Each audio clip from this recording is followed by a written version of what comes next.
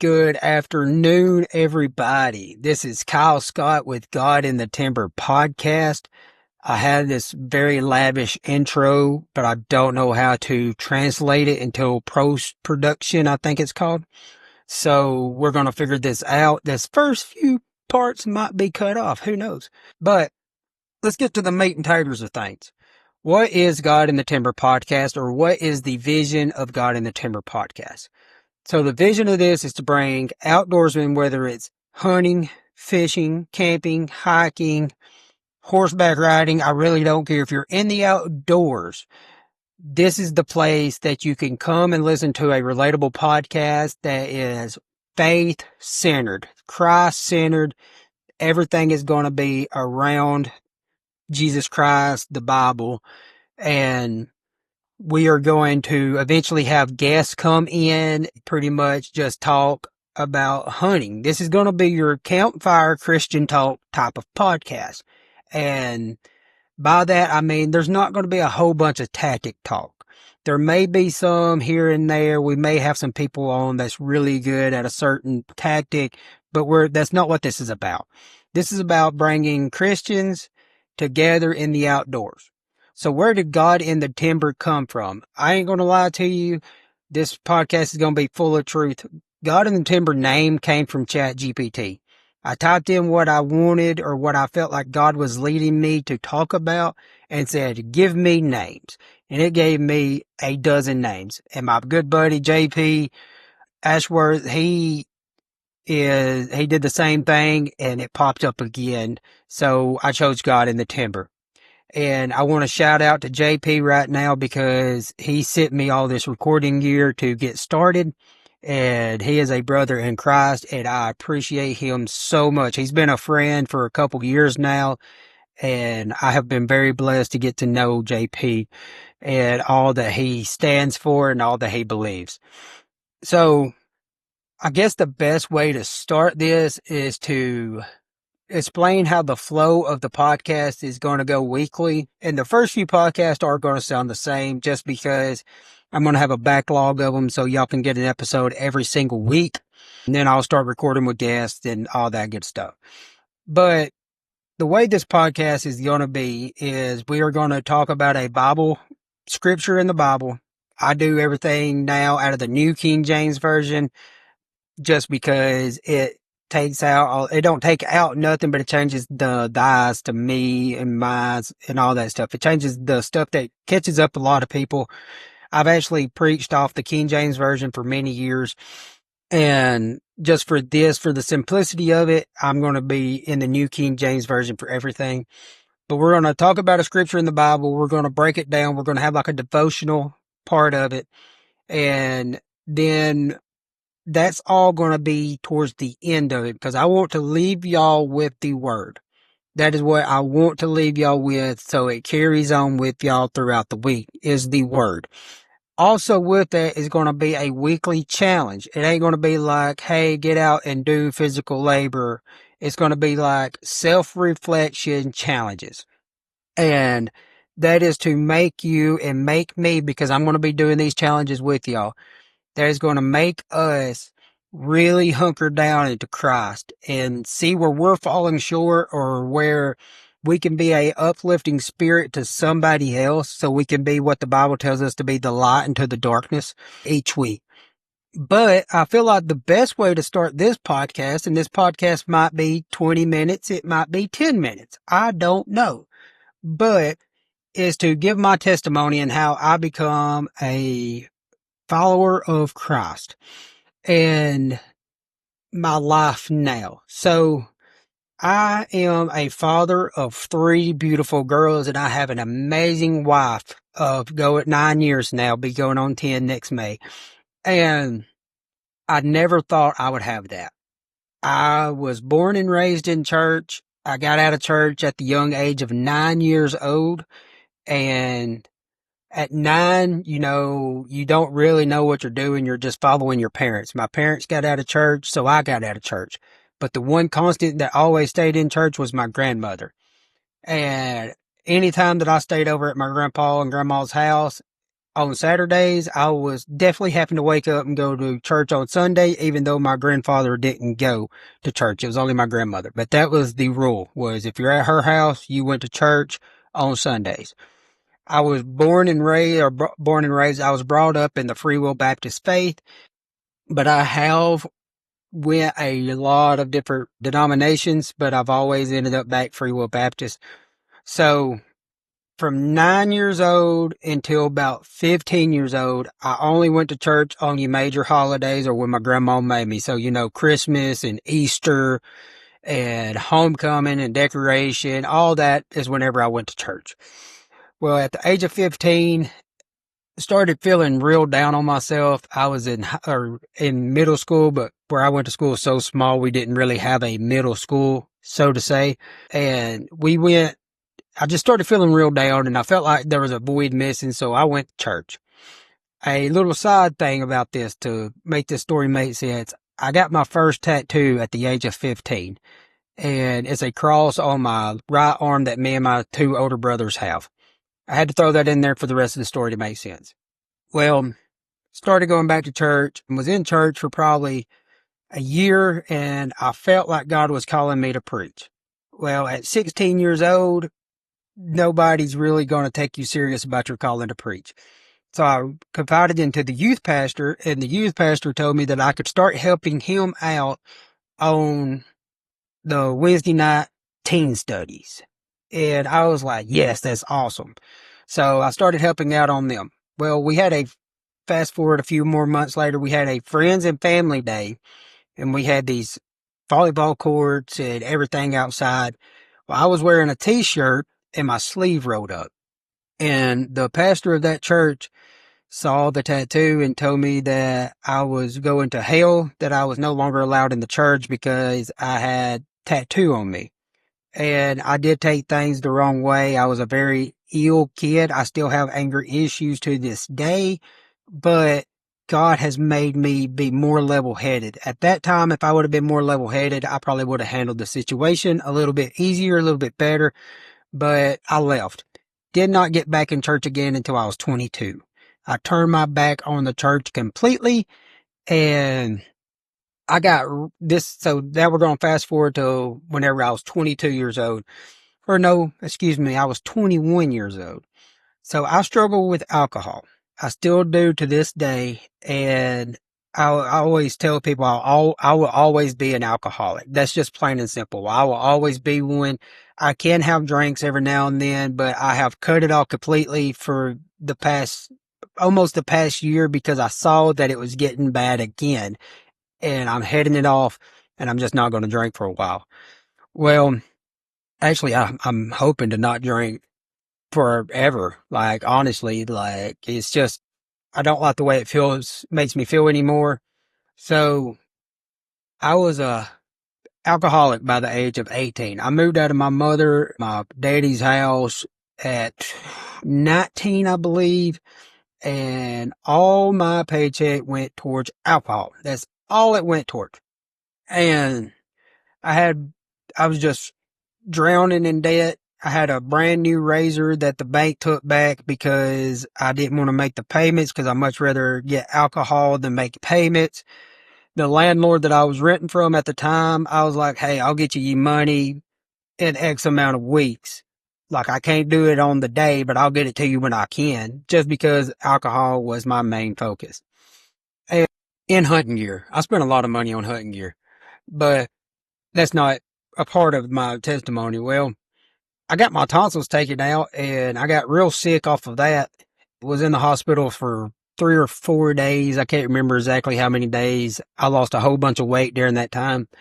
And I got out and I went back to my house and I just felt lonely. Like nobody was there. So I got on my knees and started praying. I was like, God, whoever you want in my life, please let them show up. Whoever. I don't care who it is, let them show up. And I felt like it went on deaf ears. I didn't hear nothing. Like I didn't date. I didn't do nothing. And finally, I met my wife. I went to school with her my whole life and I met my wife And me and her talked for a little while, and she told me, she's like, hey, if you don't go to church with me and Ella, which is my oldest daughter, there will never be an us. Well, we talked for a couple of weeks, and then I told her, I was like, well, I'm not done partying. So pretty much shoo. And I be dang. Not even a month later, I was back on my knees praying the same prayer. God, please just send me somebody.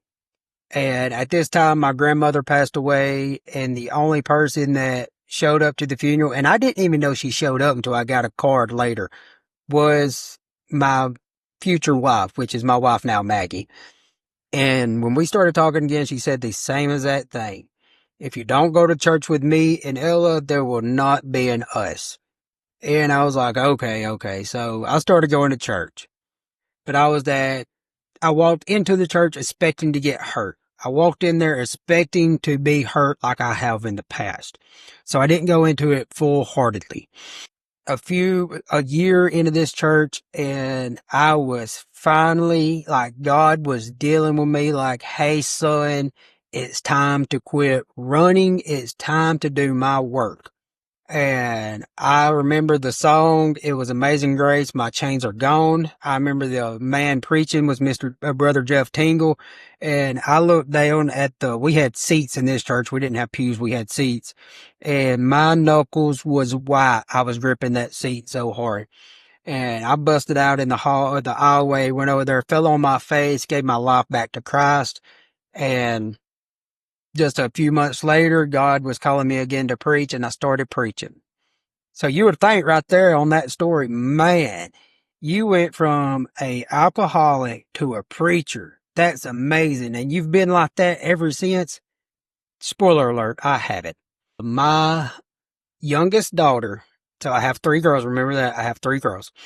My youngest daughter, my wife got really, really sick with a disease called, I cannot remember the name of it. I apologize, but it's where her placenta grew through her uterus and onto her bladder. Well, they told us, hey, we're going to have to do an emergency surgery to get your daughter out, and your wife's going to have an emergency hysterectomy. So this is rough. So we go to UAB, which is University of Alabama at Birmingham. It's a hospital in Birmingham, Alabama. And they deliver my daughter. Well, whenever they delivered my daughter, they ruptured the placenta, and my daughter drowned on my wife's blood. And my wife started free bleeding, and they couldn't get the bleeding to stop. So they come rushing out with my daughter about 5-10 minutes later, and all I see them is them running with her. And I don't see my wife, and I don't see my daughter, and I don't see them for almost 24 to 36 hours.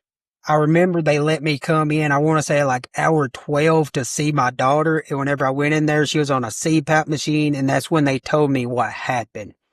And my wife, come to find out, she lost every unit of blood in her body except for one unit. And they was on either side of the hospital, and UAB is a humongous hospital. There was a waiting area that they had blocked off for Christmas right outside of the Starbucks. And I was sitting outside of Starbucks with my phone in hand, just waiting for one of them to call so I could either go see my wife or go see my daughter. And I'm asleep outside this Starbucks, and one of the workers came by, and they kicked me on my shoe, and they was like, "Son, what's going on?" And I told them what's going on. Well, this area was roped off, that they would not let anybody in there because it was humongous Christmas trees. He said, there's a bed, like a pull-out couch in there in the back corner. Go over there and sleep as long as you need to. Just go in there and sleep. And I was like, well, what about it being blocked off? He says, if it comes to anything, I will take care of it. Well, at this time, I'm preaching God's word. I am a preacher. I'm a youth pastor of the youth, and I catch myself questioning God. Not even questioning God. I was so mad at God. I remember vividly in that hospital saying, I do your work, God. Why are you doing this to me? I have preached your word. I have taught to the kids. I have taught these kids. It tells us in the Bible to train up a child in the way that it should go, and they will not depart from it. I am doing your work, and you're going to do this to me. Why? And I turned my back on Christ that day. I caught myself cussing again. I would go back into church and act like nothing was wrong. They would ask me to preach, and I would tell them no, that I just don't feel right to preach. I did a couple of weddings during this time just for good friends of mine because I always told them that I would do their weddings. And I was just so upset that God could have, and that's the key phrase on this, could have taken away my child, my youngest child, and my wife. I was working so many hours to provide for my kids and my wife that I knew for a fact if he would have took my wife, I would have had to find a new job because I would have been a single dad to two little girls if he would have took my wife and my daughter. And I mean, it was just a rough situation. But I started telling everybody once I got back to Christ. But let's back up a little bit. I'm sorry. Let's back up a little bit. This went on since 2018. That's when that happened. It was 2018. I was not a true follower of Christ until 2022 when my dad passed away. I would turn my back on him. I didn't want to have nothing to do with him. I was just mad. I was heartbroken. I was angry and wanted nothing at all to do with Christ. Well, my dad, like I said at the beginning of the podcast, my dad passed away in July 24th of 2022. And I vowed to myself then that I was going to start reading more. I was going to start doing more because I knew the only way that I was ever going to see my dad again was to get back in the Word, to be a follower of Christ. Well, that went on to the point of, I'm like, you know what? I don't want to just do this for my dad's sake, to see my dad someday. I want to do this so my children knows what a true man of God is, what a true man of God is. But not even for that. I want to see myself walk through them pearly gates and see Jesus on the right hand of God and say, my good and faithful servant, you have kept my commandments. Welcome home, son. Welcome home. And that's what's driving me today is the fact of the matter of someday this world is going to fade away. The question is, are you ready? That's simple. Are you ready? Are you ready for this world to be made new? Are you ready to the resurrection to come or the coming of Christ to come back? And then you have to make the decision on, before it's too late, you got to make that decision. That's what it boils down to. Before it's too late, are you willing to make that decision? So I started telling everybody here recently with all the trials and tribulations that I've went through that I am not Job. Nowhere near being Job, not him, not in the slightest. And that is where our verses are going to come from today. We are going to read out of Job. I'm trying to find the actual verse. And, okay, Job 1:13. Now there was a day when his sons and daughters were eating and drinking wine in the oldest brother's house. And a messenger came to Job and said, the oxen were plowing and the donkeys was feeding beside them, when the Sabians raided them and took them away. Indeed, they have killed the servants with the edge of the sword, and I alone have escaped to tell you. While he was still speaking, another also came and said, the fire of God fell from heaven and burned up the sheep and the servants and consumed them, and I alone have escaped to tell you.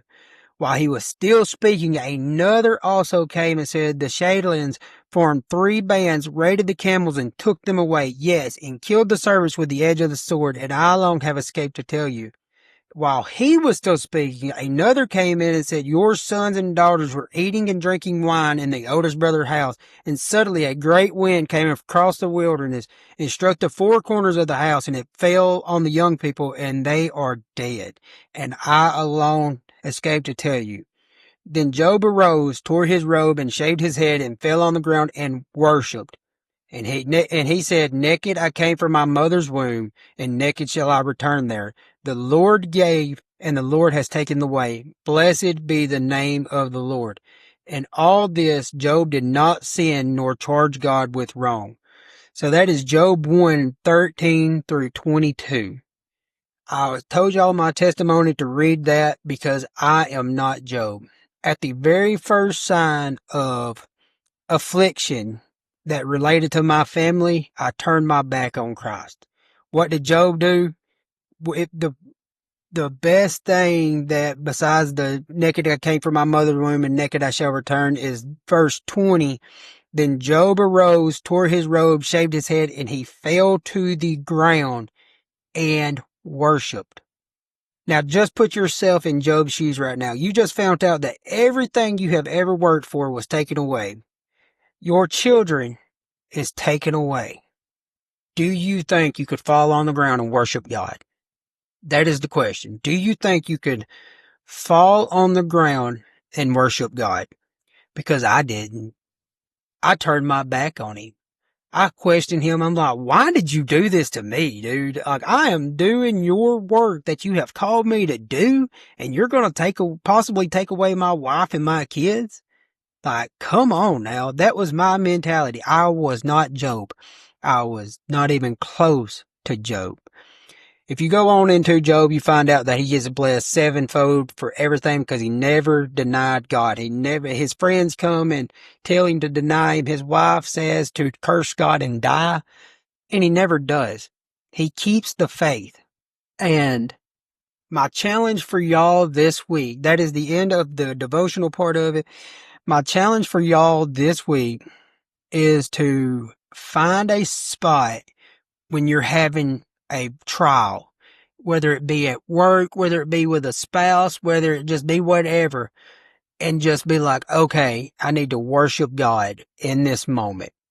That is y'all's challenge for this week. In a trying time, stop what you're doing whenever it's getting hard and worship God.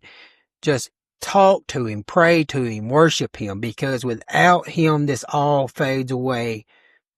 It's just an amazing fact that he is there in our lowest valleys and he is there on the highest mountaintop. So that is y'all's challenge for the week. And I promised y'all that I was going to tell y'all a story about my dad. We're running a little bit long on this, but my dad was my best friend when it come to the outdoors. And I remember, this is going to be a quick story. And I remember we had this little aluminum boat and we went fishing. I was probably 8 or 9. Well, we always bump bottom for catfish. And if anybody's ever bump bottom in the current for catfish, you know your rod is going to bounce like you got a fish on there like every 5 seconds. Well, my rod was bouncing, and one of the biggest rules my dad had was you do not reel up that rod for any reason unless you know there's a fish on there. Well, I kept telling him, Daddy, there's a fish on that. Daddy, there's a fish on that. He's like, no, there's not, son. That's just a bottom. Finally, I was like, I'm going to break his golden rule. I am going to reel this rod up, and I'm either going to face the consequences of getting a whooping for doing it, or there's going to be a fish on the end of this rod. Well, I reached over there before he could even think, and I snatched that rod up, and I start reeling. We get it up to the boat, and it's like a 6-inch channel cat. And I told him, I was like, I told you there was a fish on there. And that was the first time I ever vividly remember seeing my dad look at me proudly and say, I will never question you again when it comes to that. Fast forward a few years, every time we went fishing, he would always call me Bill Dance. He's like, if nobody else can catch a fish, you can catch a fish. And I remember just fishing with him constantly. I remember getting checked out of school to go get on the brim beds in a little bitty flat or V-bottom aluminum boat. We'd get on brim beds and we would just enjoy it. Like it was just a good time. I can tell you in my hometown, if the blackberries are blooming, you're going to catch catfish off the rocks because that was what my dad taught me. We would go down there and catch catfish off the rocks, but we could only catch them when the blueberry or blackberries are spawning because it lines up with the spawn in that area. But y'all, I want to thank y'all for joining in for the first ever God in the Timber podcast. I just want y'all to leave a comment. Let me know how I'm doing, what y'all think needs to be discussed. I don't know. A lot of people says rate it 5 stars. I don't know how that works yet. So y'all just enjoy y'all's week. God bless y'all. And always remember to keep God first in everything you do. Thank y'all.